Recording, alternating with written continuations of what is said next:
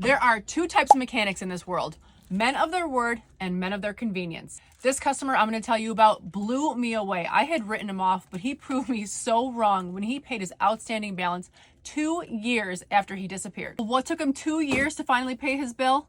I know you want to hear the story. Let me tell you. This guy started at a diesel shop. Let's call him Jose. Now, Jose was a really outgoing, polite, happy-go-lucky guy, but when you first meet him, you cannot overlook the fact that he is covered head to toe in tattoos, including tattoos on his face that are there for a reason and say, "Don't fuck with me."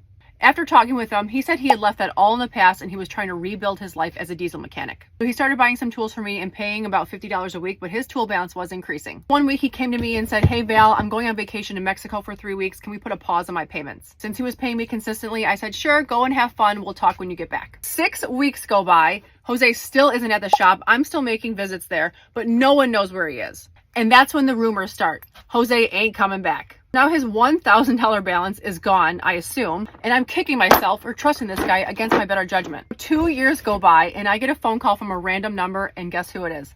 It's Jose. So he says to me, "Hey Val, I have your money. When can we meet up?" And you guys, honestly, I had forgotten all about it. This was 2 years ago and I didn't even know who I was talking to. Finally, my memory kicks in and I said, "Oh my God, Jose, where the hell have you been?" He told me he would fill me in when he met me on the route, and a few days later, he walks on the truck and he hands me 10 $100 bills. He said, "I'm so sorry this happened, but when I was in Mexico, I made a bad decision and bought some really bad stuff and I got caught with it." So old Jose spent 2 years in Mexican prison. Now, I've never been to prison, but I've watched enough Locked Up Abroad to know that prisons in other countries are horrible. I said to Jose, "So let me get this straight.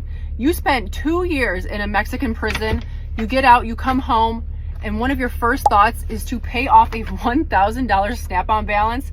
For you to even think of me, that's incredible." I was blown away. We shook hands and chatted for a bit, and he told me that he wasn't even going to be a mechanic anymore. I think he was going to be a truck driver. Moral of the story is, well, 1, don't judge a book by its cover, and 2, we can't control everything that happens in our lives, even hardships, but the one thing you can control is being a person of your word.